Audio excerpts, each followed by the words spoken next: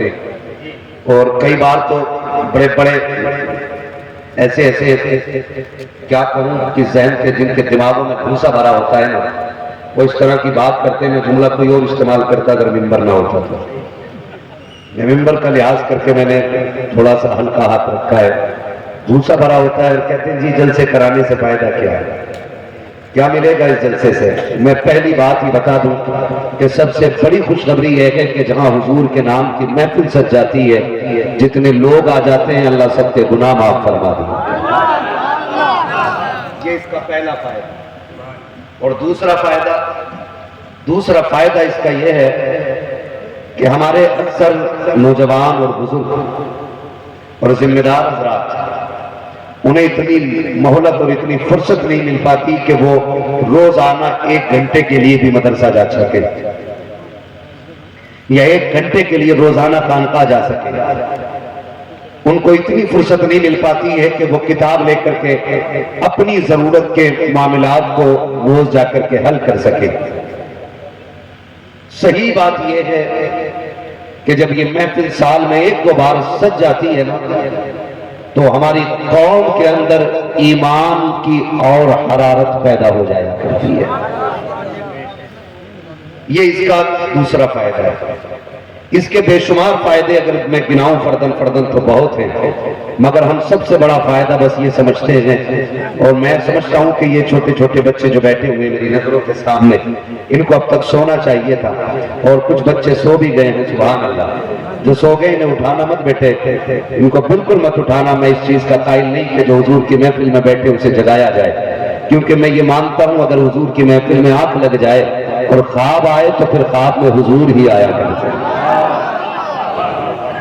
تو میں یہ سمجھتا ہوں کہ یہاں جتنے لوگ بیٹھے ہیں اسی امید پہ بیٹھے ہیں، سنا ہے آپ ہر عاشق کے گھر تشریف لاتے ہیں، سنا ہے آپ ہر عاشق کے گھر تشریف لاتے ہیں، میرے گھر میں بھی ہو جائے چراغاں یا رسول اللہ۔ اسی امید نے اتنی رات تک بیٹھا رکھا ہے، اور اسی امید نے مدینے کی راہ پہ نظر جما کے بیٹھا رکھا ہے۔ ساری دنیا کو نیند آ گئی ہے، ان کا دیوانہ بیدار ہے، آپ ہی فیصلہ کیجئے یا نبی، کون جنت کا حقدار ہے۔ آپ ہی فیصلہ کیجئے یا نبی، کون جنت کا حقدار ہے۔ ابھی آپ نے آل نبی اولاد علی حضور سید جمال اشرف دامت اللہ العالی سے حضور کی محبت کے حوالے سے مختصر انداز میں جامع گفتگو سن لی۔ اب میں چاہتا ہوں کہ حضرت کے قدموں کا جو لگا ہوا خواب کا ذرہ ہے اسے سب کا تاج بنا کے میں سفر کا آغاز کروں، اور اپنی بات کا آغاز میں میسج سے کروں کہ اس دور میں ہمیں دین کی قدر کرنی ہے۔ سمجھ گئے اتنی بات؟ میری نظر کے سامنے بوڑھا بچہ جوان ساری ایک ہے۔ اب میں اس کی کوئی رعایت نہیں کروں گا کہ بات بڑے کو اچھی لگے گی کہ چھوٹے کو بری لگے گی۔ میں ایک بات بتا دوں، میں آئینہ ہوں، دکھاؤں گا داغ چہرے کے، جسے خراب لگے سامنے سے ہٹ جائے۔ آج ضرورت ہے کہ ہمیں دین کی قدر کرنی ہے، دین کی قدر کرنی ہے،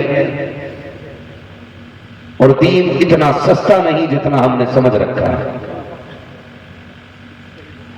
دین اتنا سستا نہیں جتنا ہم نے سمجھ رکھا ہے۔ آپ کے بستی میں ایک ادارہ میں نے دیکھا، سنا ہے وہ حضرت کی سرپرستی میں چل رہا ہے، خدا سلامت رکھے آپ لوگوں کو۔ لیکن آپ سے چھوٹی سی شکایت بھی ہے، کمیٹی والوں سے گزارش کروں گا، یہ میری اپیل ہے، مانے تو مانے، نہ مانے تب بھی کوئی بات نہیں، کام ان لوگوں کے ذمہ دیا جائے جو کرنے کے لائق ہو۔ جو ٹانگ کھینچنے والے لوگ ہوں ان سے کام نہ لیا جائے۔ اب وہ دور ختم ہو گیا ہے کہ جب موبائل میں نیٹ ورک نہیں آتا تھا تو چھت پہ چڑھتے تھے، اس سے پہلے نہیں آتا تھا تو دوسری منزل پہ جاتے تھے، پھر بات ہوتی تھی۔ اب تو اتنی ترقی سائنس نے کر لی ہے کہ 5G کا دور ہے۔ کون سا دور ہے؟ بولو، موبائل سب سے زیادہ چلاتے ہو، کون سا دور ہے؟ جو جانتے ہیں وہ بولیں، کون سا دور ہے؟ 5G مینز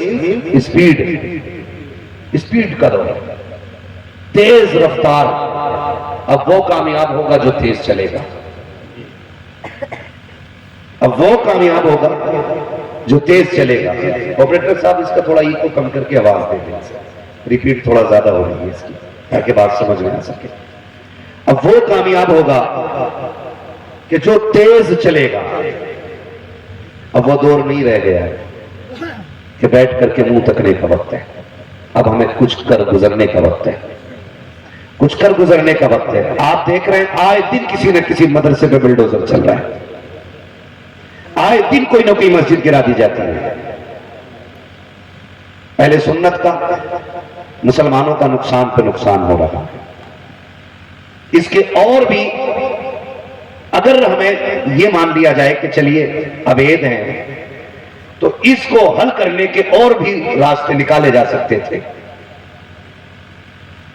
हम कानून के आड़े नहीं आए हैं, क्योंकि हिंदुस्तान हमारा है और हम हिंदुस्तान के हैं। हम भारत के संविधान का एहतराम करते हैं। मैं आपसे यह कहना चाहता हूं, कम से कम जो इदारे बचे हैं उनकी हिफाजत आप करें, उन्हें आप मजबूत करें। हमारी कौम का रवैया यह होता है कि कोई बड़ा पीर, बड़ा अल्लामा, बड़ा मदरसे का चंदा लेने वाला आ जाए तो हम झोट भर भर के उसकी गोद में डाल दें। लेकिन अगर कोई छोटे मकतब का बंदा आकर के आपसे सवाल करे कि बच्चों की तालीम के लिए एक लोटा खरीदना है, तो लोग हंस के कहते हैं आगे बढ़, टूटे पैसे नहीं है। मैं आपसे पूछना चाहता हूं, मैं जंगल से उठ के नहीं आया, मैंने भी बड़े इदारे में तालीम हासिल की है, मैंने अपने बुजुर्गों की जूतियां उठाई हैं। ये तजर्बे की बुनियाद पे कह रहा हूं।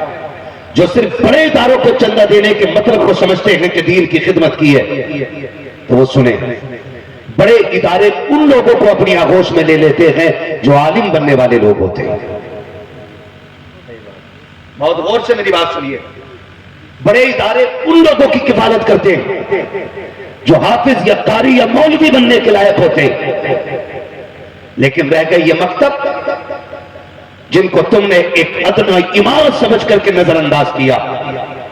तो जानते हो इनका कारनामा क्या है? आज जितनी सरों पे टोपियां दिख रही हैं ना, ये किसी जामिया का कमाल नहीं है, ये छोटे मकतब का कमाल होता है।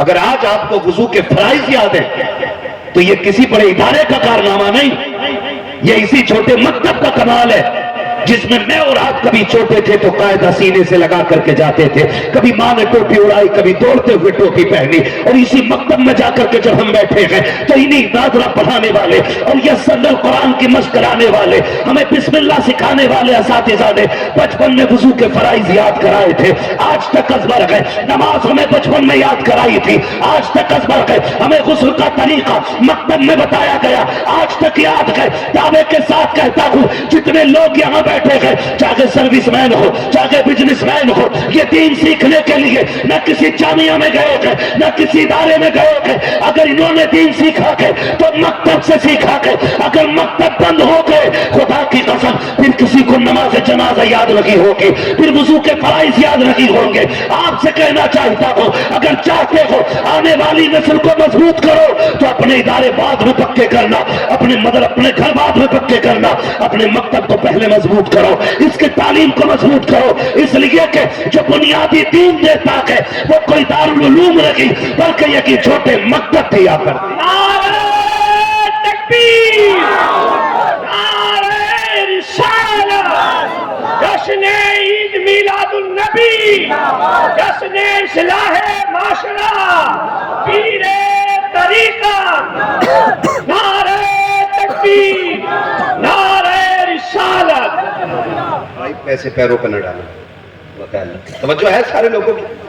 तो अपने इन मकतब को मजबूत करें, आप इस मकतब को मजबूत करें। और तालीम ऐसी होनी चाहिए, जलसे 60 करा लो, उर्स 75 करा लो, है, मगर लाजिम है कि आप बुनियादी काम मजबूत करें, बुनियादी काम मजबूत करें। और गारंटी के साथ कहता हूं, जिनके हुरूफ ताजी बचपन में अच्छे से मश्क के साथ याद हो जाते हैं, वो फिर किसी दरसगाह में फेल नहीं होता है। और जिनकी मकतब की तालीम कमजोर रहती है, खतीब आजम हिंदुस्तान हो गए, आज भी खुतबे नहीं पढ़े जाते। کیوں؟ کیونکہ مکتب اچھا نہیں تھا. آپ اپنے مکتب کو مضبوط کریں. کریں گے انشاءاللہ. یہ دلی والی جماعت ہے نا ساری، اور بھی لوگ ہوں گے جو پردیس میں 4 پیسوں کے لیے وقت گزار رہے ہیں. سب سے گزارش کروں گا، لوگوں اپنی جان کا صدقہ دیا کرو. اپنی جان کا صدقہ دیا کرو. قدم قدم پہ خطرے ہیں، قدم قدم پہ دشمن ہیں، قدم قدم پہ حاسد ہیں. ہماری موت پہ آج افسوس نہیں ہے. کتا مر جائے تو پورا ملک نوحہ کرتا ہے، اور مسلمان مر جائے تو کسی کے کان پہ جو نہیں رہتی ہے. میں نوجوانوں سے کہوں گا اپنی جان کا صدقہ دیا کرو. اور صدقہ یہ ہے، ایک طریقہ بنا لو. میں زکوٰۃ نہیں بتا رہا ہوں آپ کو. کبھی آپ کہیں کہ صاحب یہ 2.5% سے اوپر نکل گیا مثلا، میں صدقہ نافلہ کی بات کر رہا ہوں. آپ اصول بنا لیں، ہم ہر مہینے جتنا کمائیں گے اس کا 5% اٹھا کر کے اپنے مکتب کے لیے نکال کے رکھیں گے. سبحان اللہ. ہر نوجوان 1% نکالنا شروع کر دیں. 1000 کمائے تو آپ اس میں سے 1% نکال دیں. 100 کمائے 1 روپیہ گولک میں ڈال دیں. یہ آپ کی جان کا صدقہ ہوگا. آپ کی جان کا صدقہ ہوگا. اگر آپ ایسے کرنے لگ گئے نا تو پھر دیکھنا کمائی میں بھی برکت عطا کرے گا اللہ، اور آپ کی عمروں میں برکت عطا کرے گا. کریں گے انشاءاللہ. کریں گے اپنے مکتب کو مضبوط انشاءاللہ.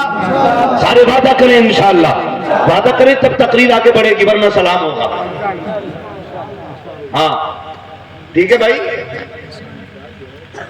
توجہ ہے سارے لوگوں کی. کریں گے انشاءاللہ. آپ نے دعوت دی ہے تو آپ کو ٹارچر کروں گا میں فیس ٹو فیس بیٹھ کے. آپ کو تکلیف ہوگی باتوں سے، میں بولوں گا صاحب. تو کوشش کریں گے ہم اپنے اداروں کو مضبوط کریں گے انشاءاللہ. دین اتنا سستا نہیں ہے، بہت مشکل سے دین ہم تک پہنچا ہے، بہت مشکل سے. اس کے لیے مشقتیں اٹھائی گئی ہیں، اس کے لیے دشواریاں اٹھائی گئی ہیں، تب جا کے دین ہم تک پہنچا ہے.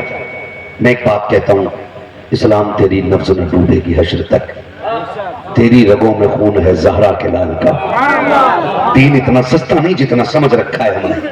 ہمارا کیا، ہم تو مسلمان کے گھر میں پیدا ہو گئے، کان میں کسی نے اذان پڑھ دی اور آ کے کہا مبارک ہو حضور کی امت میں پیدا ہو گئے. آ کے بس یہی لگا نا، اس کے علاوہ تو کچھ لگا نہیں ہمارا دین پہ. بھائی دین کی قدر کرو. بڑی قربانیاں ہیں دین کے لیے، بڑی قربانیاں ہیں. میرے نبی نے اعلان نبوت فرمایا. سنیں، اللہ کرے ہمیں بھی دین کے لیے جان لٹانے کا اللہ جذبہ عطا فرمائے. چلوں آگے. وہ جو ہے کوئی ڈسٹرب ہو، توجہ ہے سارے لوگوں کو. حضور نے اعلان نبوت فرمایا، اعلان نبوت فرمایا، اور سرکار نے فرمایا قولوا لا الہ الا اللہ، کہو اللہ کے سوا کوئی معبود ہی نہیں ہے. یہ میرے نبی کا اعلان ہے. اور فرمایا میری رسالت کا اقرار کرو، کامیاب ہو جاؤ. کتنے لوگوں نے ساتھ کیا؟ جتنے ناک تک کھا کے اٹھے تھے نا، سارے منہ پہ کہہ کے چلے گئے تھے ہم ماننے والے نہیں. حضور کا چہرہ اترا، 10 سال کے بچے کی نگاہ پڑ گئی، اور وہ 10 سال کا بچہ کوئی اور نہیں، آج دنیا اسے حیدر کرار کہتی ہے. آج دنیا حیدر کرار کہتی ہے. اسی شیر خدا کی نظر پڑ گئی، سب چلے گئے. میرے نبی نے کہا علی تم نہیں گئے؟ تم نہیں گئے؟ سارے میری بات کا انکار کر کے چلے گئے، تم کیوں رکے؟ آگے بڑھ کے دامن تھام کے کہا محبوب دل تھوڑا نہ کر. ابو جہل نہ ہی مانتا نہ مانے، اتبا نہیں مانتا نہ مانے، علی تیرے ساتھ کھڑا رہے. 10 سال کی عمر میں حضرت علی نے کہا میں آپ کے ساتھ رہوں گا. اعلان نبوت کرنا تھا، ایک کوہرام مچ گیا. غیر تو غیر اپنے بھی جان کے دشمن بن گئے. ابو لہب جیسا چچا بھی حضور کا دشمن ہو گیا. اتنی مشکل سے دین ہم تک پہنچا، یہ بتانا چاہتا ہوں. میں سلام کرتا ہوں ان نوجوانوں کو جنہوں نے خون پسینے کی کمائی لگا کر کے آج یہ دن دکھایا گیا کہ مجھے اور آپ کو اللہ اور اس کے رسول کی باتیں کرنے کا موقع مل رہا ہے.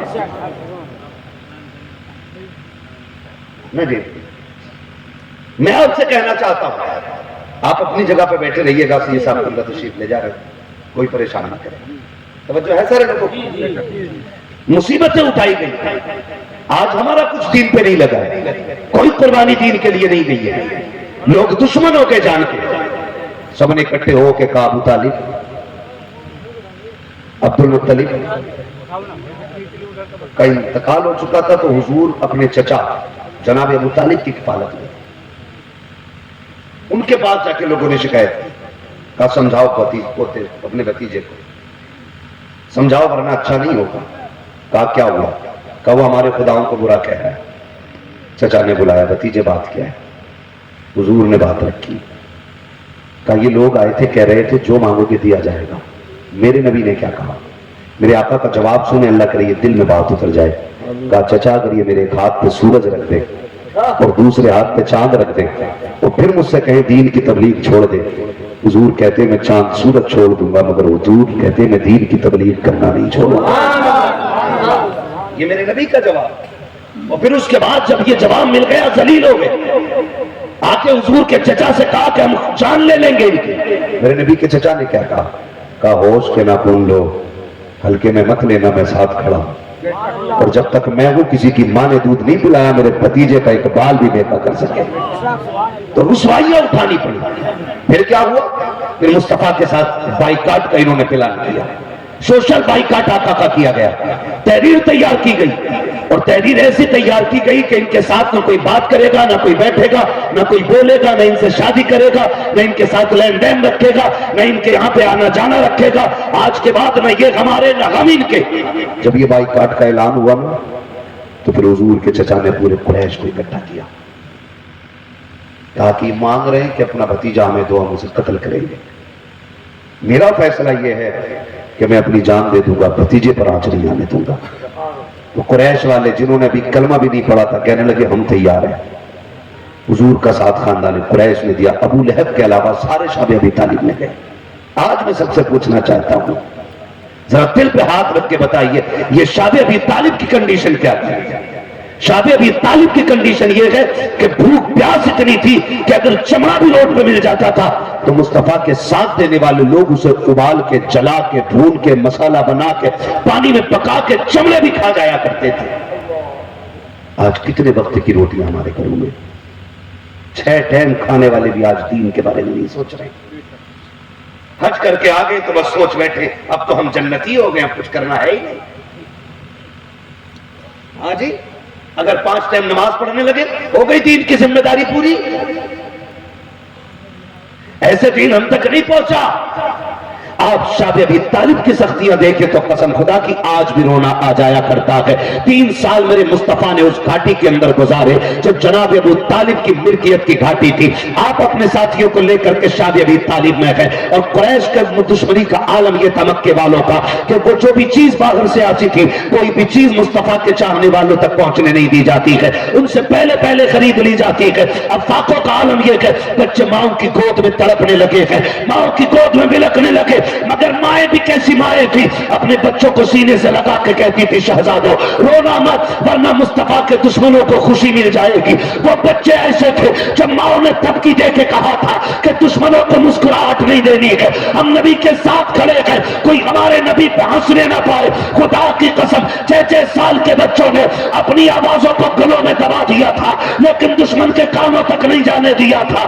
آج میں پوچھنا چاہتا ہوں 8 وقت کھانے کے بعد ہمیں قرآن کا خیال کتنا آتا ہے, ہمیں مکاتب کا خیال کتنا آتا ہے, ہمیں مدرسوں کی فکر کتنی ہوتی ہے, ہمیں دین کا خیال کتنا آتا ہے. ہماری قوم نے تو بے غیرتی کی چادر اوڑھ رکھی ہے. کوئی کہتا ہے یہ زکات کھانے والے ہیں, کوئی کہتا ہے یہ خیرات کھانے والے ہیں, کوئی کہتا ہے یہ ملوں کی جماعت ہے.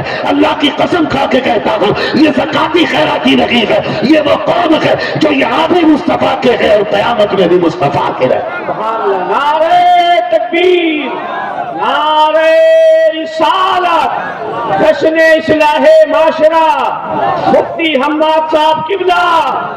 نعرہ تکبیر, نعرہ رسالت. بدلو اپنے رویے اور دین کی خدمت کا جذبہ پیدا کرو.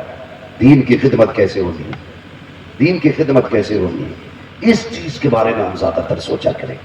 دین ایسی ہم تک نہیں پہنچا ہے, دین ہم تک بہت مشکلوں میں پہنچا ہے.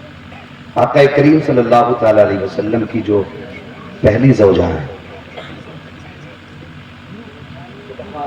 جن کو محسنہ اسلام کہا جاتا ہے, نام حضرت خدیجۃ الکبریٰ رضی اللہ تعالیٰ عنہ.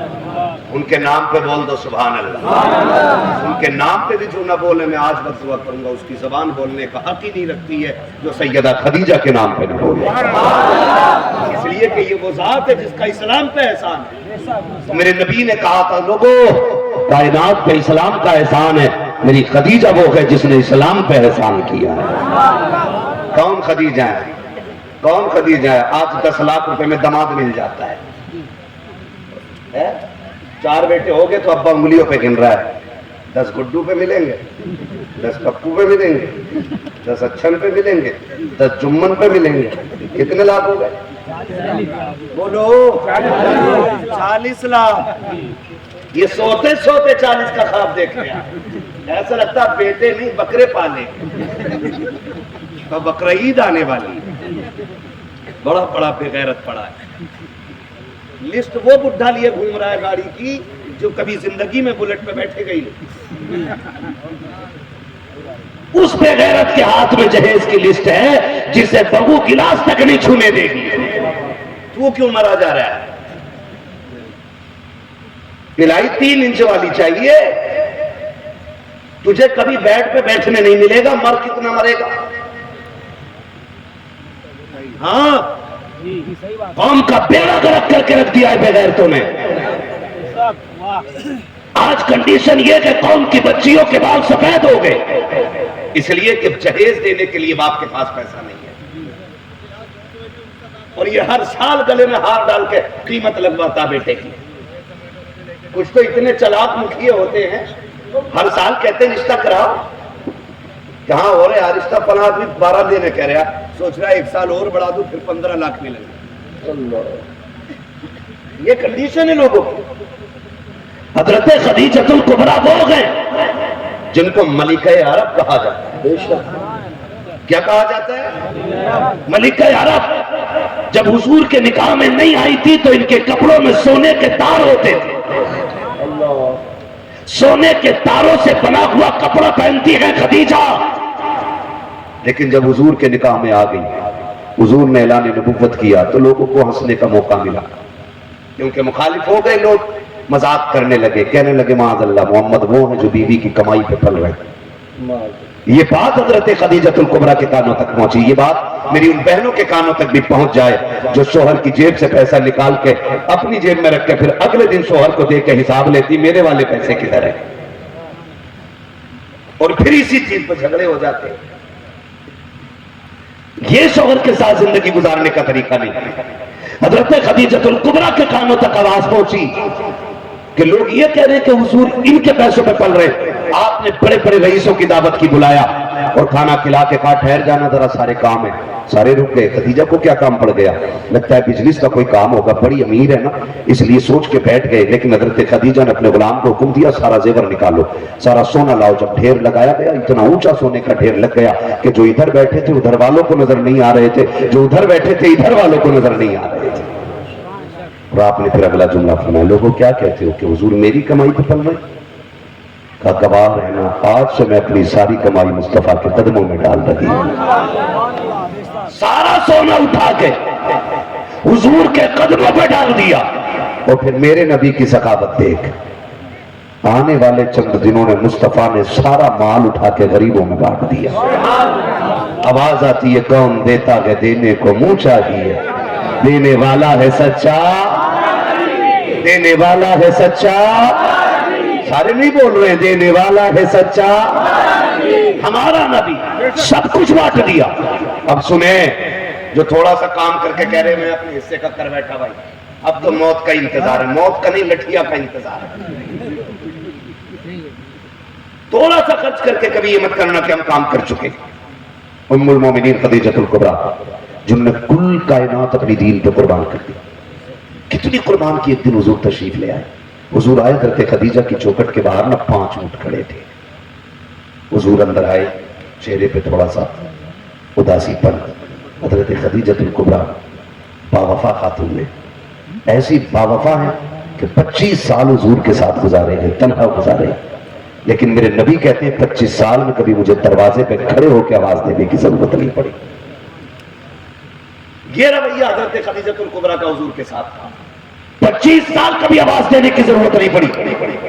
وہ خدیجہ الکبریٰ چہرہ دیکھتے سمجھ گئی محبوب خیر ہے، چہرہ کیوں اترا ہوا ہے؟ خدیجہ یہ دروازے پہ اونٹ کس کے؟ کہا حضور میرے ہیں۔ کہتے میری خدیجہ کو دولت کی کیا ضرورت پڑ گئی؟ इतना सुनना था, हजरत खदीजतुल कुबरा ने गुलाम को आवाज दी, कहा जल्दी कर ऊंट खोल, कमर पे रस्सी डाल, छोड़ दे, किसी को देने भी नहीं, छोड़ किधर जाने का, जाने थे जहां चले जाते। ऊंटों की रस्सियां खुलवा के छुड़वा दिया और फिर आके हुजूर की बारगाह में अपना दामन पकड़ के बैठ जाते हैं। आके करीम ने चेहरे को देख करके कहा था, खदीजा बात क्या है? हजरत खदीजा की आंख में आंसू है, कहती महबूब माफ कर दिया जाए कि मेरे ऊंट, मेरी मिल्कियत किसी के पास थी, अभी उसके पास से आई है, ये मेरे पास खड़े हुए थे, सरकार मैंने वो सारे खुदा की राह में ऐसे ही छोड़ दिए गए, मुझे दौलत प्यारी लगी है। आका करीम की बारगाह में दामन पकड़ा के बैठ जाती है। आका कहते खदीजा क्या कर लगी हो? कहा महबूब अगर तू कहे तो ये बदन के कपड़े बचे हैं, अगर आप कहे तो ये भी उतार के किसी को मैं हिबा कर दूं।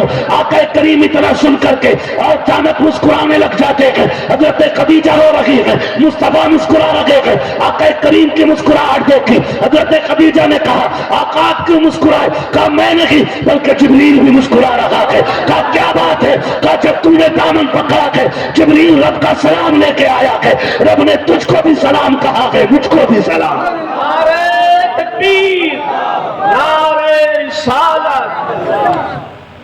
समझ रहे भाई?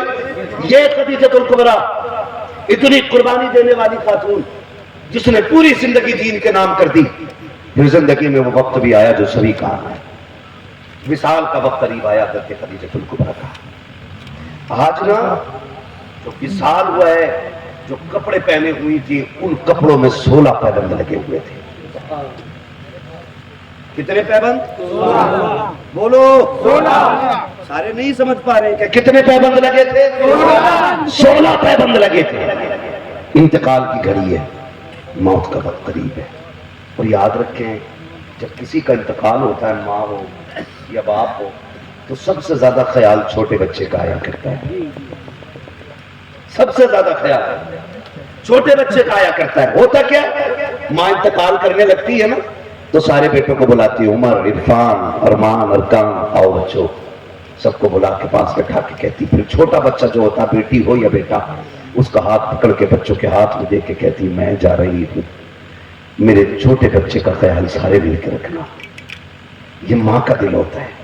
हजरत खदीजतुल कुबरा के विसाल का वक्त आया ना, सुना बहुत गौर से, विसाल का वक्त आया ना, आपने आवाज दी या फातिमा, या फातिमा, क्योंकि सैयदा कायनात सबसे छोटी बेटी हजरत खदीजतुल कुबरा की है।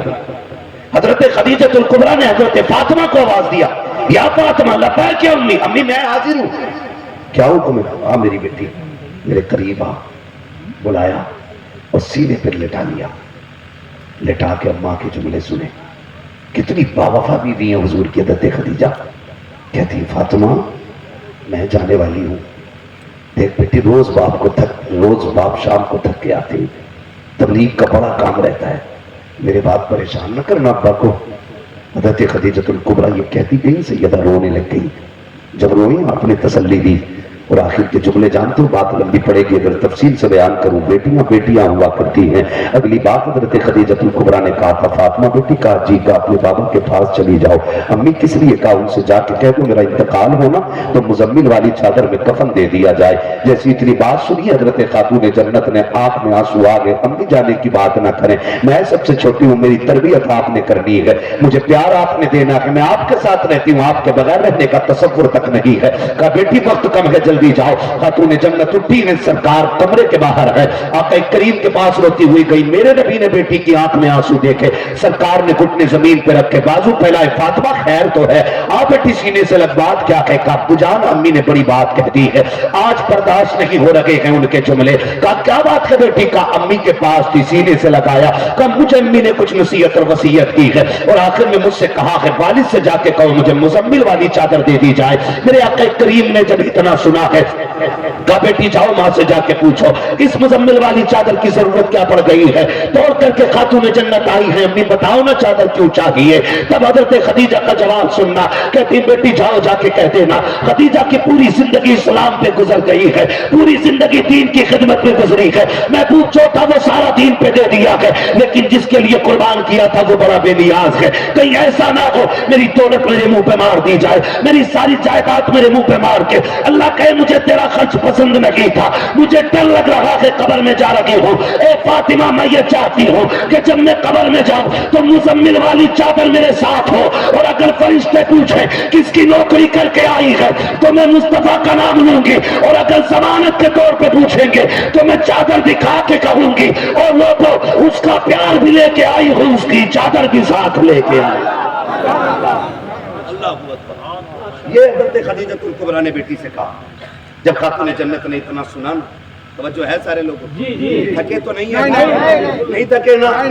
اللہ خاتون جنت کے صدقے میں سب کی بیٹیوں کے نصیب اچھے فرما دے۔ سب سے مشکل مسئلہ میں آج کی زندگی میں سمجھتا ہوں بیٹیوں کی زندگی کے فیصلے، یہ الگ مسئلہ ہے، مجھے ابھی اس پہ بات نہیں کرنی ہے، میں بس اپنی گفتگو اختتام کی طرف لے کے چلوں۔ آپ سے میری گزارش ہے جتنی دیر سنے محبت سے سنے۔ ابھی پیچھے والے بھیا تھکے تو نہیں ہے نا؟ سلامت رہے، ذرا سارے کہہ دیں یا رسول اللہ، اور زور سے بولیں یا رسول اللہ۔ میں حضور کی سیرت کے پہلو رکھ رہا ہوں آپ کے سامنے، دین کتنا مشکل سے ہم تک پہنچا ہے، دین کتنی مشکل سے پہنچا ہے۔ حضور آ گئے، آ کے آپ کریم نے فرمایا خدیجہ تو نے صرف چادر مانگی ہے، تو نے 25 سال میرے ساتھ ایسے گزارے ہیں، اگر کھال بھی مانگ لیتی تو آج میں اپنی کھال اتار کے دے دیتا۔ ہاں اگر کھال بھی مانگ لیتی تو اپنی کھال اتار کے دے دیتا۔ میں بہن بیٹیوں سے گزارش کروں گا، نکاح کے بعد تمہاری سب سے بڑی دولت تمہارا شوہر ہوتا ہے، اسی کی خوشی کے لیے تمہیں زندگی گزارنی ہے۔ ماں باپ کے گھر کے فیشن یا میک اپ یا ڈرامے یا تماشوں کے لیے کبھی شوہر کو ناراض کرنے کی ہمت بھی مت کرنا، کوشش نہیں ہمت بھی مت کرنا۔ تیری شوہر تیرا شوہر تیری جنت ہے، تیری شوہر کی رضا میں رب کی رضا رکھی گئی ہے۔ اگر تو شوہر کو راضی کر کے دنیا سے جائے گی تو اللہ جنت کے دروازے کھول کے رکھ دے گا، اگر اس حال میں دنیا سے جائے گی کہ شوہر ناراض ہے تو اللہ جنت کے دروازے بند کر کے رکھ دے گا، کوئی بچانے والا نصیب نہیں ہوگا۔ شوہر سب سے بڑی دولت ہوتی ہے۔ آقا کریم کے جملے سنیے، خدیجہ اتنا بڑا احسان کیا کہ تو نے آج صرف چادر مانگ رہی ہے، اگر کھال بھی مانگتی میں اتار کے دے دیتا۔ یہ کوئی چھوٹا جملہ نہیں تھا، بہت بڑا جملہ تھا۔ آج حالات تو یہ ہے کہ شوہر بیٹھ کے کھاتا رہتا کہ ایک بار بیوی سے پوچھنے کا لوادار نہیں ہے کہ تو نے بھی کھایا ہے کہ نہیں کھایا ہے، تو صبح سے جھاڑو لگاتی رہی ہے، بتا تیرے حلق سے پانی اترا ہے کہ نہیں۔ آج کے شوہروں کا یہ رویہ ہے، کل کے مصطفیٰ جان رحمت کا دیا ہوا سبق تو دیکھو پیارے، حضرت خدیجہ کی مصطفیٰ تعریف کر رہے ہیں اور آقا یہ کہہ رہے ہیں خدیجہ تو نے وہ احسان کیا ہے کہ اگر کھال بھی مانگ لیتی دے دیتے۔ مصطفیٰ آپ بتاؤ نا خدیجہ کا کتنا بڑا احسان ہے۔ پھر آقا کریم کے روزے سے آواز آتی ہے، نادان تاریخ کا یہ وقت بھی اٹھا کر کے دیکھ لے، ایک دن میں تبلیغ کے کام سے واپس پلٹا، دشمنوں نے پتھر بھی مارے تھے، ستایا بھی تھا، میرے چہرے پہ خاک بھی تھی، دھول بھی تھی، فاقے اور کمزوری کے آثار میرے چہرے پہ تھے۔ جیسے میں نے گھر میں قدم رکھا میری خدیجہ دروازے پہ پہلے سے انتظار کر رہی تھی، میرا ہاتھ پکڑا خدیجہ نے، اندر لے کر کے آئی ہے، مجھے بٹھا کے کہا تھا فدا کا بھی امی یا رسول اللہ، آقا میرے ماں باپ آپ پہ قربان ہو جائے، لگتا کہ پھر دشمنوں نے آپ کو ستایا ہے، پھر آپ کو تکلیف دی گئی ہے۔ آقا کریم کہتے میری خدیجہ مجھے لے کے بیٹھ جاتی ہے اور اچانک ایک پیالہ لے کر کے کھجور کا آئی ہے، میرے منہ میں کھجور دیتے ہوئے کہتے سرکار لگ رہا کہ کئی دن کا فاقہ ہے، اس لیے آپ یہ کھجور تناول فرما لیں۔ سرکار کا رویہ دیکھیے، آج ہم اپنا دیکھیں اور سرکار کی زندگی کو دیکھیں۔ جب سرکار آدھی کھجوریں کھا چکے ہیں پھر آقا نے حضرت خدیجہ کا ہاتھ پکڑ لیا اور پکڑنے کے بعد جو کھجور مصطفیٰ کی طرف آ رہی تھی آپ نے موڑ کے حضرت خدیجہ کی طرف کر دی ہے۔ آقا کے جملے تھے خدیجہ میں نے تو کھا لیا کہ تو بتا تو نے کب سے نہیں کھایا ہے، تیرے بھی الگ سے کچھ اترا ہے کہ نہیں۔ جب اتنا جملہ میرے نبی نے کہا ہے حضرت خدیجہ کی چیخ نکل جاتی ہے، سرکار کا چہرہ دیکھ کے رونے لگ جاتی ہے۔ آقا کریم نے کہا تھا خدیجہ میری بیٹیاں کہاں ہے، کہ سرکار روتے روتے سو گئی ہے، آج کئی دن کا فاقہ تھا آقا، آج بچوں سے بھوک برداشت نہیں ہو رہی تھی۔ آقا کریم نے بچیوں کا چہرہ دیکھا، کہا خدیجہ بچیوں کو کیوں نہیں کھلایا؟ تب حضرت خدیجہ الکبریٰ نے کہا تھا یا رسول اللہ آپ کھا لیجئے، آپ کھا لیجئے، اس کے کھانے کا زیادہ حق آپ کا ہے۔ کہا کس لیے؟ کہا سرکار اس لیے ہم کہہ رہے ہیں کہ اگر ہم فاقے سے رہیں گے اور بھوک کی وجہ سے ہمیں کچھ ہوگا تو صرف خدیجہ کا نقصان ہوگا، صرف فاطمہ کا نقصان ہوگا، صرف ام کلثوم کا نقصان ہوگا، صرف رقیہ کا نقصان ہوگا، صرف زینب کا نقصان ہوگا۔ آقا آپ کھا لیجئے، اگر آپ کو کچھ ہو گیا تو صرف ہمارا نہیں ساری کائنات کا نقصان ہو جائے گا۔ یا رسول اللہ ہمارے جیسے تو اور بھی آ سکتے ہیں لیکن تیرے جیسا قیامت تک کوئی نہیں آ سکتا۔ नारे तकबीर, नारे तकबीर, नारे रिसालत, नारे रिसालत। है तवज्जो सारे लोगों की? दीन पे बड़ी कुर्बानी लगी है, बड़ी कुर्बानी दीन पर लगी है। ओ भाई इसकी कदर करे। फिर वो वक्त भी आया, हजरत खदीजतुल कुबरा का विसाल हुआ। हुजूर की ज़ौजा का जब विसाल हुआ तो पहले यही मसला था कि हम इनको दफन नहीं होने देंगे। ये एक अलग मामला है, मुझे इस टॉपिक पे तफसील से बात नहीं करनी है। अल-मुख्तसर ये कि दफन हो गया, दफन से फारिग हो गए, हुजूर घर आए। मुश्किल घड़ी थी, किस तरह से मेरे नबी ने हक तबलीग अदा किया है कि बंदे को समझना चाहिए। घर आए तो खातून जन्नत दौड़ के आ गई। जो मफहूम है ना जुमलों का वो इस तरह है, लिखा है मुअर्रिखीन ने दौड़ के आके कदमों से लिपट के कहा था, बजी अम्मी कब आएंगी। ये जुमले ऐसे थे जिसने हुजूर को निढाल कर दिया। सरकार बेटी को उठाए, घर की तरफ बढ़े, ले जाकर के बैठे। हुजूर ने खातून का इंतजाम किया, सिर्फ खातून जन्नत का दिल बहलाने के लिए। दिल बहलाने के लिए मुश्किल मामला होता है, बच्चे छोटे और माएँ चली जाए तो बड़ी मुश्किल हो जाती है। फिर घर घर नहीं रहते, जब जोड़े टूट जाते हैं तो फिर घर बिगड़ जाया करते हैं। हुजूर ने घर भी संभाला है और उम्मत भी संभाली है। बच्चों को भी कभी महरूम नहीं रखा और उम्मत को भी महरूम नहीं रखा। हुजूर ने दोनों काम किए। आका करीम खातून जन्नत को लेकर बैठ गए। रात को उठ जाती थी ना तो वालिदा को तलाश करती थी।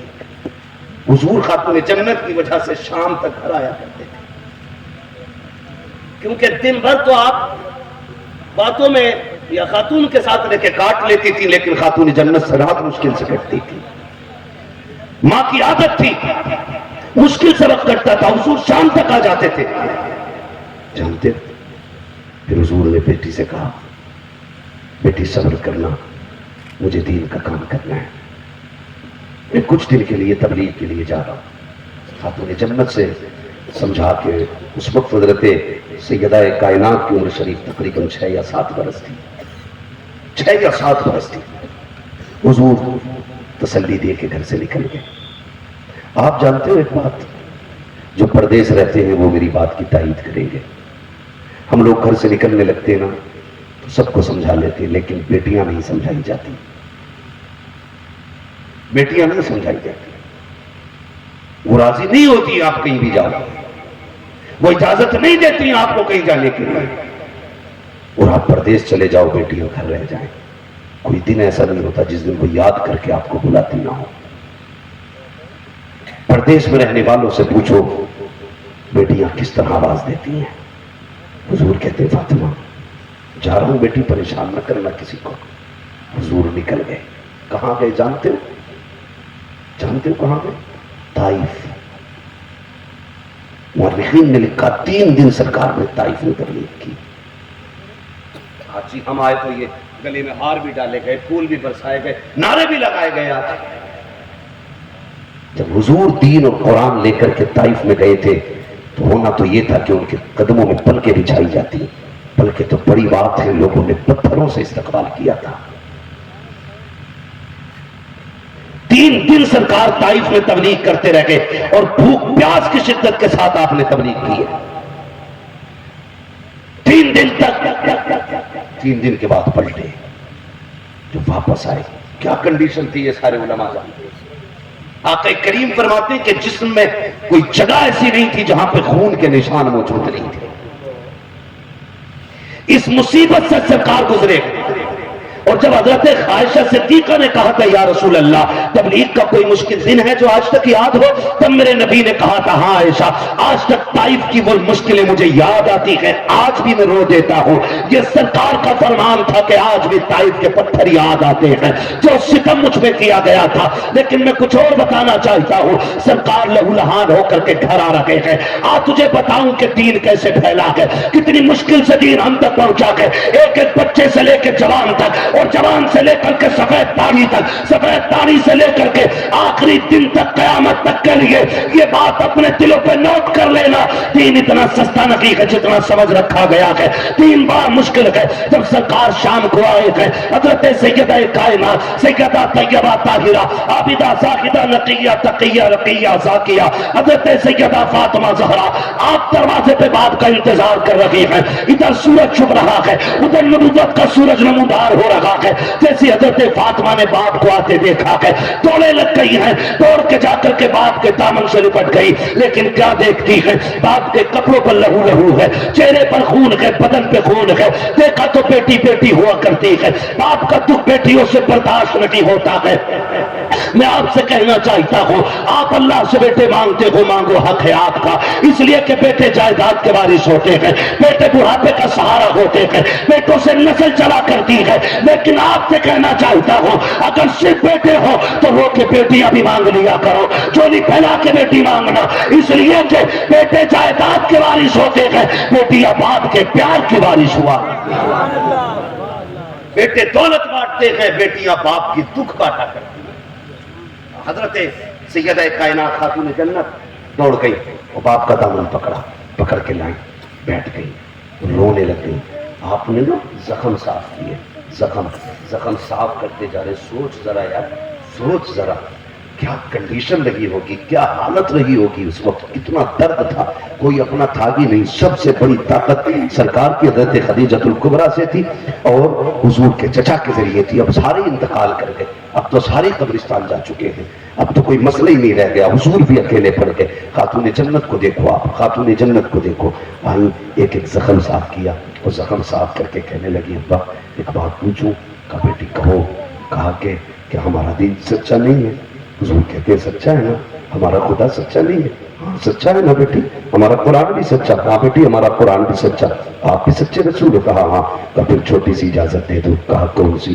کہا مجھے نیلی چھت والے رب سے آج ایک اعتراض، آج ایک سوال کرنا ہے۔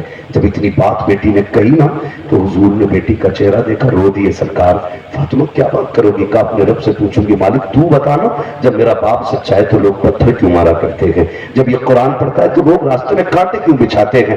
میں اپنے رب سے پوچھوں گی اگر تیرا قرآن سچا ہے تو لوگ میرے باپ کو دکھ کیوں دیتے ہیں؟ جب اتنی بات کہی مصطفیٰ نے بیٹی کی زبان ہونٹوں پہ ہاتھ رکھ دیا، کہا فاطمہ کچھ نہ کہہ دینا، رب کی بارگاہ میں کوئی شکوہ نہ کر دینا میری بیٹی، کوئی جملہ نہ کہہ دینا۔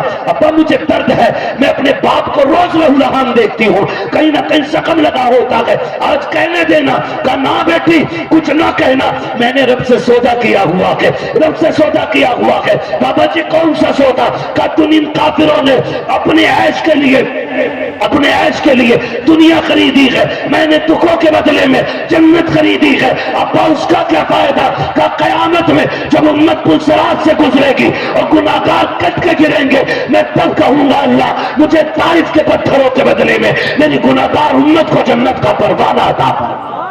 نعرہ تکبیر، نعرہ رسالت۔ تمہارے ہی لیے تھا ایک گناہگاروں سیاہکاروں، یہ شب بھر جاگنا اور رات بھر رونا محبت کا، سارا ہمارے لیے۔ اللہ ان جوانوں کو سلامت رکھے جن جوانوں میں دین کی یہ فکر بیدار ہوئی ہے کہ انہوں نے یہ محفل سجائی ہے، اور اس محفل کے ذریعے آپ تک پیغام یہ پہنچ رہا ہے کہ ہمیں دین کی قدر کرنی ہے۔ انشاءاللہ کریں گے، انشاءاللہ۔ کتنے تھکے دل سے بولیں گے تو میں پھر تھک جاؤں گا۔ نہیں کریں گے قدر انشاءاللہ، اور اپنے اداروں کو مضبوط کریں گے انشاءاللہ، اپنے علماء کو مضبوط کریں گے انشاءاللہ۔ دین اتنا مضبوط کر دو، اتنا مضبوط کر دو کہ ہمارے بچے اگر مکتب میں پڑھ چکے ہیں تو پھر کسی یونیورسٹی میں بھی چلے جائیں تو یہ مرتد اور بے دین نہ ہو سکے۔ ان کے 6 سال کی عمر میں یاد کرائے گئے کلمے انہیں ہر جگہ بہکنے سے بچائیں، اور مدرسے کے اس مکتب کے ایک استاد نے جو دین کی سمجھ دی تھی وہ سمجھ ان کی روحوں کے اندر پیوست ہو جائے، اور ایسی پیوست ہو جائے کہ دنیا خریدنا چاہے تو خرید نہ سکے۔ اگر کوئی لالچ بھی دے تو یہ بچے کھل کے کہے کہ ہمیں دولت کا لالچ نہ دے، ہم تو مدینے والے کے نام پہ بچپن میں بک کے آ رہے ہیں۔ کریں گے انشاءاللہ ایسا، اپنے اداروں کو مضبوط کریں، اپنی آنے والی نسل کو مضبوط کریں، اور آخری بات یہ ہے کہ شادیاں آسان کر لیں۔ کریں گے انشاءاللہ۔ کتنے لوگ جنت میں جانے کی تمنا رکھتے ہیں؟ سارے ہی رکھتے ہیں ماشاءاللہ. حضور کی یہ دی ہوئی تعلیم ہے کہ اللہ سے جب بھی ہاتھ اٹھا کے مانگو تو جنت ضرور مانگنا. میں یہ نہیں کہوں گا یہ منہ اور مسور کی دال, میں یہ نہیں کہوں گا. میں جانتا ہوں میرے آقا نے فرمایا شفاعتی لی الکبائر من امتی, میری شفاعت ہے ہی میری امت کے بڑے بڑے گناہگاروں کے لیے ہے. والا حضرت نے کیا کہا, قرض لیتی ہے گناہ پرہیزگاری واہ واہ. تو وہ منظر بھی آپ میدان قیامت میں دیکھیں گے کہ نیک لوگ کہیں گے کاش تھوڑے سے گناہ اپنے پاس بھی ہوتے تاکہ ہمیں بھی حضور کی شفاعت کی خوشخبری مل جاتی. تو میں یہ نہیں کہوں گا ہاں ہم گناہگار ہیں, ہم تسلیم کرتے ہیں, اس سے کوئی انحراف نہیں کہ ہم صاحب ہم کوئی دودھ کے دھلے, ہم گناہگار ہیں, لیکن مالک تیرے محبوب کے نام لیتا ہے, تیرے محبوب کے امتی ہیں, تیرے محبوب کے امتی ہے, اور جو ان کا ہو جاتا ہے وہ تیرا ہو جاتا ہے. اسی آس میں تو بیٹھے شاید کوئی نیکی رب کو پسند آ جائے اور وہ ہماری زندگی بھر کے گناہوں پہ بھاری پڑ جائے. بھی تو ہو سکتا ہے نا, ہو سکتا ہے نا. تو ہم اسی امید پہ, لوگ کہتے ہیں جی کئی بار نا یہ باتیں ہوتی ہیں غلطی بیٹھے علماء, میں آپ سے ذرا بات کر لوں, تھکے نہیں ہے نا تو میں ذرا 2 منٹ لے لوں آپ کے. سلامت رہے بھائی, ٹھیک ہے نا بھائی, تھوڑا سا برداشت کر لیجئے گا, میں 2 منٹ اور بڑھا دے رہا ہوں تھوڑا. میں عرض یہ کر رہا ہوں آپ سے بابو, میں معذرت چاہوں گا کیونکہ میں بہت زیادہ دیر بول نہیں پاؤں گا. بدر والا بولتے ہیں, بدر والا بیان, بدر والا بہت لمبی بات ہوتی ہے. میں بس آپ میری تھوڑی سی بات سن لیں جو میں کہنا چاہوں. میں کیا کہہ رہا تھا ابھی بھول گیا میں. درود پاک پڑھیے صلی اللہ علیہ وسلم.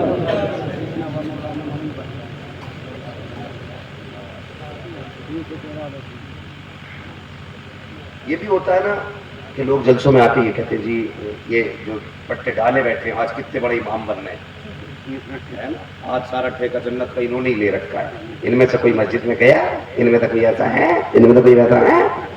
میرا ایک سوال ہے, ہم جلسے اس لیے نہیں کرتے کہ اس میں سارے نیک آ کے بیٹھے, ہم جلسے اس نیت سے کرتے ہیں کہ اللہ جو گناہگار ہے انہیں جلسے کی برکت سے نیک بنا دے. اس لیے ہوتے, ہو سکتا ہے اللہ جلسے کی کمیٹی کی نسبت سے انہیں نیک بنا دے, یہ بھی تو ہو سکتا. آپ یہ کیوں سوچتے ہیں کہ نیک لوگ ہی کمیٹی میں آئے, یہ بھی تو ہو سکتا ہے کمیٹی میں آنے کے بعد اللہ نیک بنا دے. اس کے خزانے میں کمی تھوڑی ہے. انشاءاللہ اپنے حصے کا کام سارے کریں گے نا انشاءاللہ, سارے لوگ کریں گے اپنے حصے کا کام دین کا. جو پردیس میں رہتے میرے بھائی جو محنت کرتے ہیں ان سب پہ ذمہ داری بنتی ہے. جو باہر سے کما کے بھیجتے ہیں ان کا بھیجنا لازم ہے, اور جو یہاں رہتے ہیں ان کا لازم ہے ان پر کہ باہر سے آئی ہوئی رقم کو 1-1 روپیہ صحیح جگہ پہ لگایا جائے. ورنہ پردیسی کیسے کماتا ہے یہ پردیسی سے اچھا کوئی نہیں جانتا ہے, کوئی نہیں جانتا. نہ عید, نہ بقرعید, نہ تہوار, نہ شادی, نہ بیاہ, کچھ نہیں ملتے. عید کے دن بھی 2 رکعت پڑھ کے قبروں میں لیٹے رہتے. پردیس ہوتا ہے, وہ کوئی پکنک منانے کی جگہ نہیں ہے. پردیس ہے, ان کی محنت کی قدر کریں سارے لوگ, ان کی محنت کی قدر کریں. اور آپ سارے نوجوانوں سے گزارش ہے